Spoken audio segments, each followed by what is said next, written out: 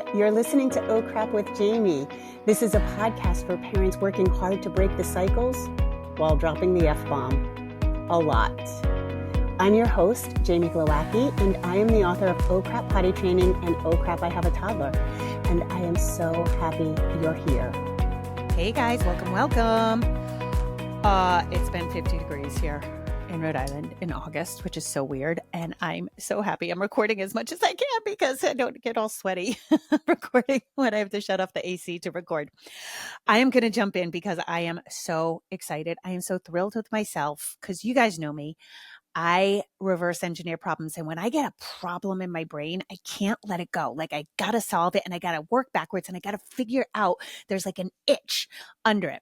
And I spend an inordinate amount of time thinking and dissecting questions you guys ask me, things that are in the parenting world, and riding on the backs of last episode. Okay. I've figured it out. Largely with the help of a lot of comments and DMs and talking with people. Okay. One of the things when we're talking about all these parenting labels, right, that I said last time is that it's really about what we do for discipline, what we don't want to do, how we're structuring our parenting different from how it was done to us or in past years. So that is the need for these labels, right? We don't need the labels when everything's going good because everybody just shuts up because it's going good, right? And so we don't need these labels. We need these labels when it's time to discipline. Discipline, it comes from the Latin disciple, to teach. It does not mean corporal punishment. It does not mean fear, shame, obedience. It's not about that, right? It is about having consequences for actions, which is how the world works. I want to talk about consequences not being a rebrand of punishment. They're two different things. I really want to address timeouts, isolation, or the idea of isolation versus separation, and really deconstruct the timeout because that is one of the most ubiquitous and most often misused tool there is, along with these labels. But what's happening, okay, and I know this because I, again, have been looking at comments. I've been really dissecting this on Instagram, and there's been robust comment sections. And so I'm really getting closer and closer to like the answer, because what happens in parenting is inevitably there comes a point where you have to say, stop doing that, or I'll right? And the that is, what are you going to do? And what is happening is there is too much time passing, okay? So when you are trying to apply one of these labels, okay, your kid's acting, they're just being a turd, they're hitting their sibling, let's say, and you ask them in whatever label you want, you're going to be very conscious of their surrounding, you're going to be very respectful and say, okay, we're not going to hit, you're not going to hit your sister anymore. Okay, you're not going to hit your sister. I asked you not to hit your sister, right? So we're going to say the thing, but we don't have the or I'll.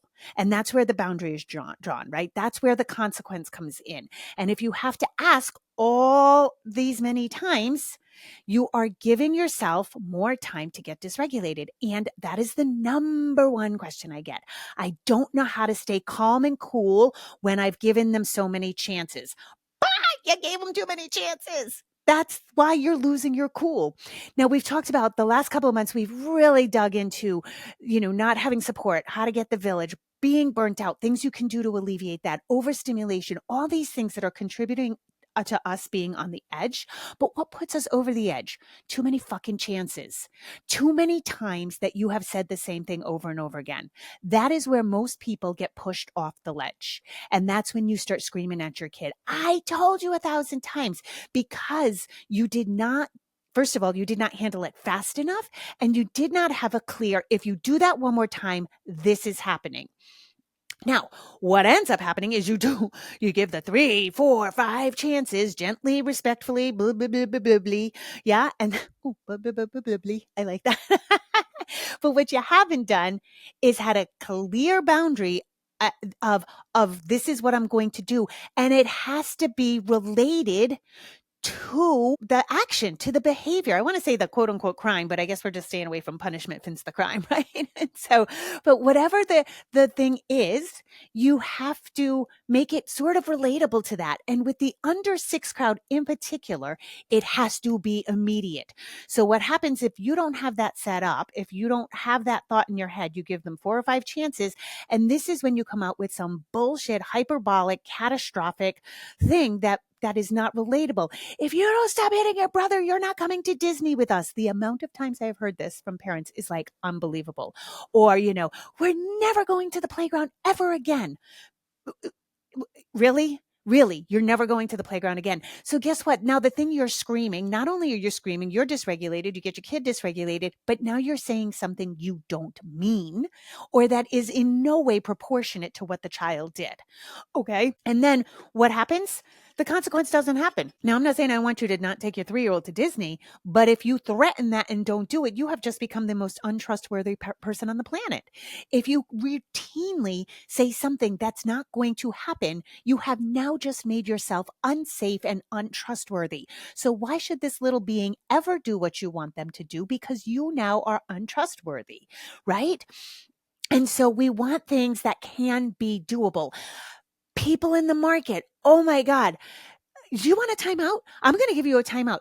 Dude, if you're not going to do a timeout and get in a timeout in the market, why are you threatening a timeout that is going to happen after the grocery shop, after you've lost your cookies, right? After you've lost your shit, like after you've now you've created a scenario under which you've become untrustworthy. So now they are never going to do what you asked them to do on the first time because you don't mean what you say. And this filters out. This is insidious because this creeps into all areas of parenting. When we create a situation in which we are untrustworthy to our child, they start reacting all over the place because now they're going to test every boundary. They're going to keep pushing it. And this is why you have to hold a firm boundary with that consequence. So let's go through consequences versus punishment. And I often hear this online. Consequences are just a rebrand of punishment. No, they're not. They're two separate things. Punishment it's like retribution. It's retribution. It's like you did this and I'm going to make you feel it. You did something bad. I want you to feel bad. Consequences are your actions caused an outcome. Here's how it works in the real world. Okay. This is what happens. All of our behavior has consequences, good or bad. So for example, a punishment would be you hit your sister. So now you're going to your room for 30 minutes. Couple of things going on here. 30 minutes, totally arbitrary, has nothing to do with the hitting. It's arbitrary. It's an arbitrary time. It doesn't say, it's not allowing the child to maybe settle their body. It's just, nope, you're going there for this set amount of time because I said so. I made that up. It's usually also said, I think tone and intention and impact have everything to do with the difference between a consequence and a punishment. A punishment has the feeling of get out of my sight. You're a bad person.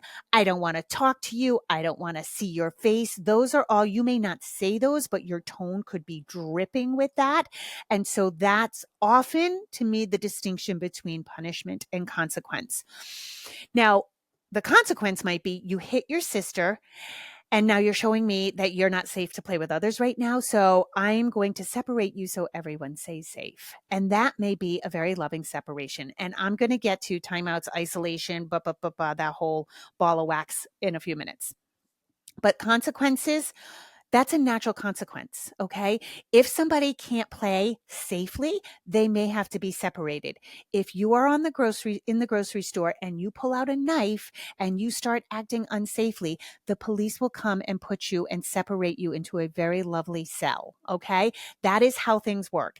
And yes, we want to have some grace with the under 6 crowd that they're still learning. They have a lot of emotional dysregulation. Their emotions are right there in front of them at all times. So we want to have some grace and some discernment in this, but sometimes that is what's needed.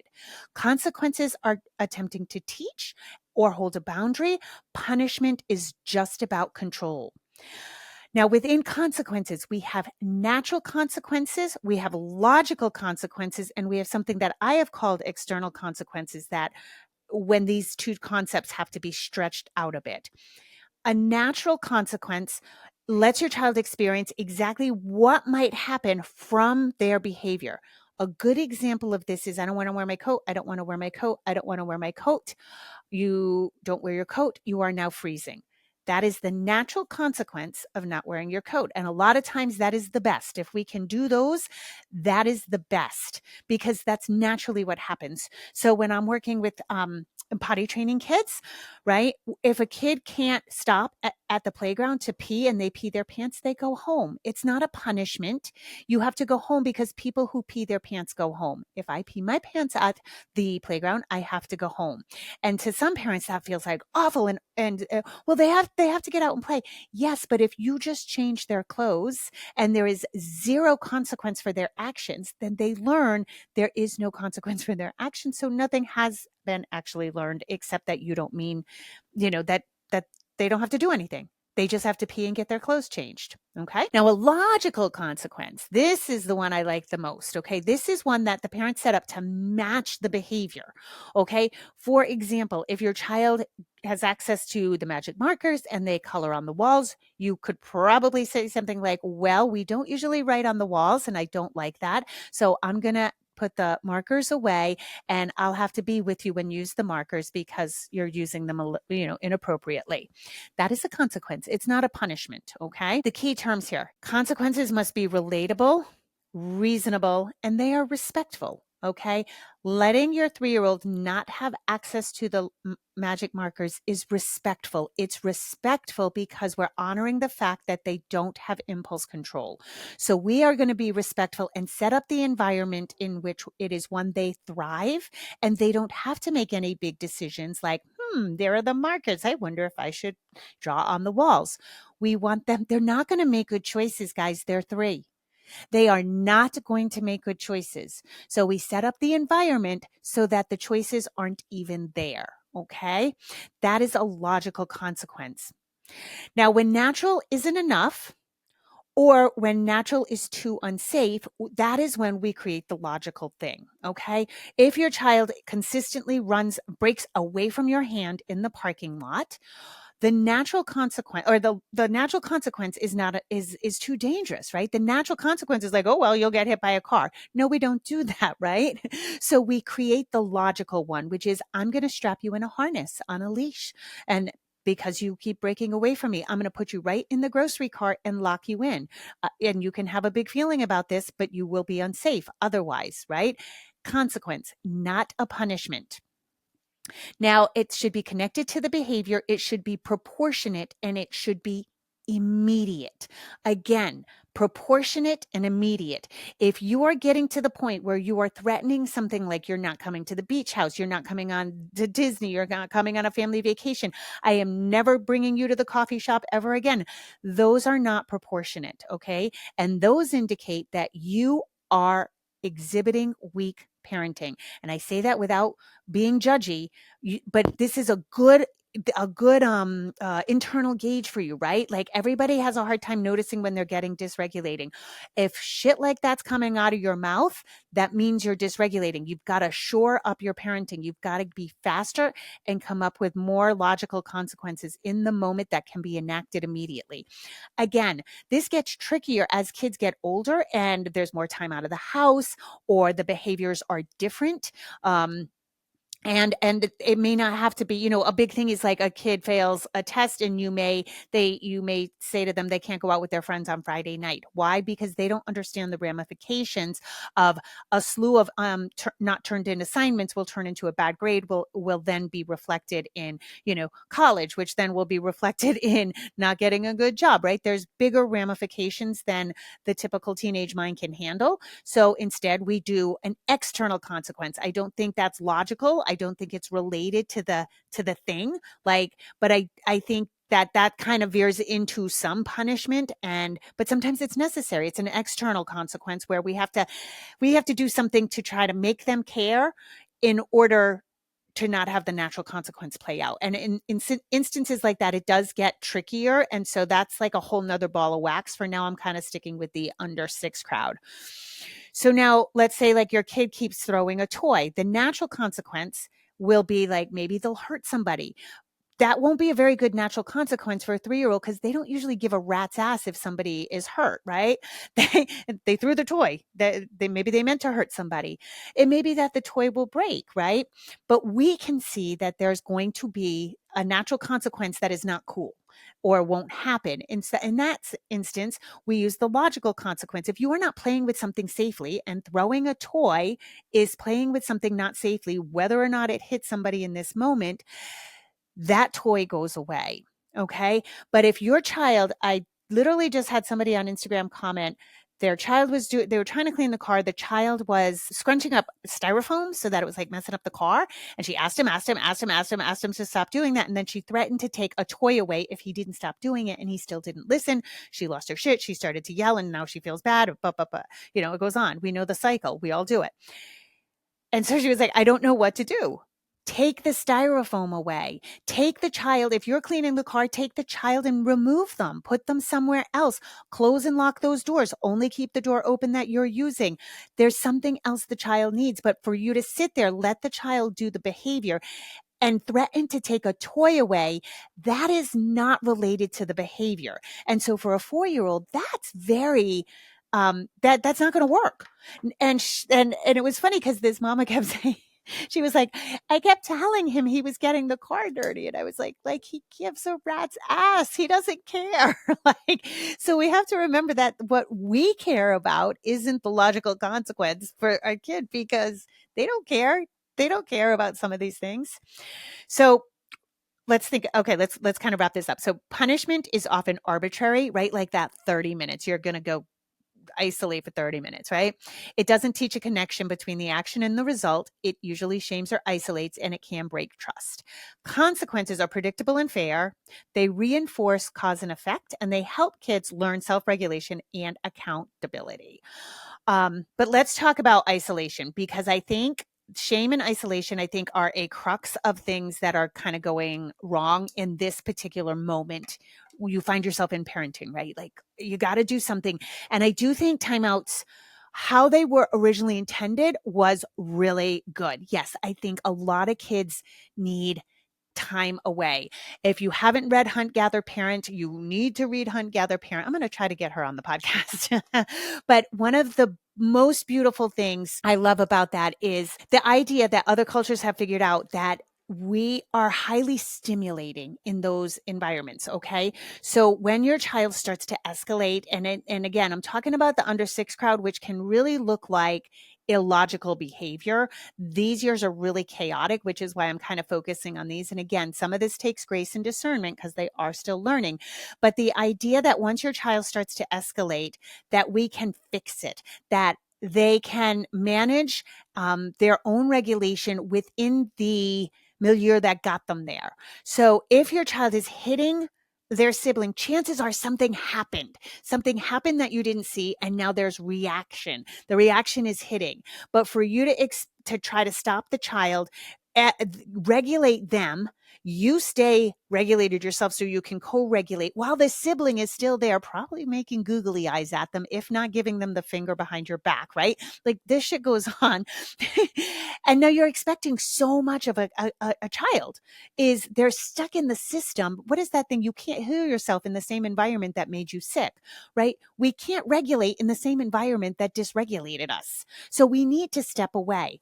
So this is where if you're a long-term follower, I have the go to your room strategy, whereas like it's a time out, but it's not a time out. You need to go away. It's, hey, you need to settle your body. Why don't you go play with your toys in your room?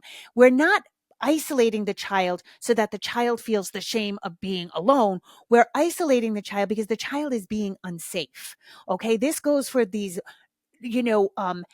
hair bending, these crazy ass tantrums that some kids have that bring down the house. I worked with a kid who was tantruming so hard and screaming so much that the siblings were pulling out their hair. So this really does happen. That child can't be in the environment. Okay. So yes, in some cases, isolation is good, but not if we don't frame it as isolating. We're not trying to get the child away. We're trying to give them space so that they can find some things that self-regulate them, regulate themselves for self-regulation. And I do think, again, this is one of those things that can be it can be confusing. It doesn't work the same for every kid. So again, use your grace, use your intuition. But this may mean that you go into the room with them and help co-regulate. For some kids, this works great. If you attempt to co-regulate with your kid in another room and they physically attack you, it is your job to keep yourself safe. They are not allowed to do that. And if you need to separate. And if that means closing the door and locking the door temporarily, then that's what it means. But if you allow a child to regularly physically attack you with absolutely no separation, you're in for a world of hurt because that child is only going to get better. I mean, bigger. Okay. The situation won't get better. And a lot of times what that takes is moving away from the child. Now, sometimes this is ideal if you feel yourself escalating. Maybe you need the timeout. But in all of these situations, I want you to act faster so you are not starting to dysregulate. If you have let your kids argue and argue and argue, you're in the other room and you know it's starting to dysregulate you. First of all, you got to know kids argue. If you have more than one kid and you are banking on some sort of perfect sibling relationship, I have some really bad news for you. Kids are out for blood. My brother and sister and I used to try to break bones. Okay. Kids are going to fight to the death. You have two options. You can let them duke it out. I literally, in our Oh Crap Cafe community, our online parenting community, we actually have a pretty robust conversation going on right now about some parents who have just, one mama, or she has three boys and one girl, and her boys are just, I love them to death, and they are feral. They are YOLO boys, and they go at it. And finally, she was like, "I'm so sick of this. I'm so sick of this. I am out. I'm tapping out. I'm going to let them duke it out." And they went at it hard for a few more minutes, and then they figured it out. And they worked it out. And then other mamas chimed in like, "Yeah, I'm done. I'm letting them duke it out." Totally viable strategy. Let them duke it out. Of course, if there's a 4-year-old and a baby, we're not letting them duke it out. We're talking about kind of fair if we can. But sometimes that's what has to happen. But one thing I hear consistently is, "You don't understand. That gets my nerves on edge. I grew up in a violent house. It triggers me." If you have siblings, they're going to fight and you need to fucking do your work. If kids fighting triggers you because you had an abusive childhood, you've got to figure your shit out because kids are going to fight and they can't dysregulate you. You cannot help if you are routinely being triggered so much that you're dysregulated now. Okay. So, and I understand it. I'm not saying that meanly, but that is a you problem. That is not your kids. We don't ask our kids to fix kid behavior because you are triggered by it. Okay. That's a childhood wound. That's up to you to fix. But in those cases, and there are cases where we do have to separate. So timeouts, I don't think are awful. I think to have a specific chair for a timeout is shitty. I remember when timeouts really started to become ubiquitous and they sold all these kind of punishment chairs. They said timeout. They were the naughty chair, so if you're going to like make a kid go sit down, right? And it's, again, a lot of it is tone. It might be like, "Hey, you and I need to go sit on the stairs for a few minutes. Cause like right now you can't, your body's a little out of control and we need to go separate." Okay. That's perfectly fine. I'm not begging. I'm not pleading. I'm using a nice tone, but I'm firm. You're coming with me. We're not doing this anymore. Okay. But I'm not dysregulated. And punishment often comes from that. "You go sit on those stairs.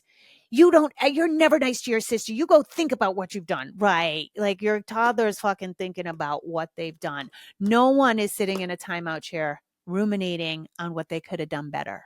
It's not happening. Okay. So a lot of times if you've shamed them into the timeout chair, all they're doing is just being there feeling shame, right? But not knowing why. We have to remember how immediate kids are. Immediate. And I've talked about this before. Your average dog has the brain of an average 2.5 to 3-year-old. Okay.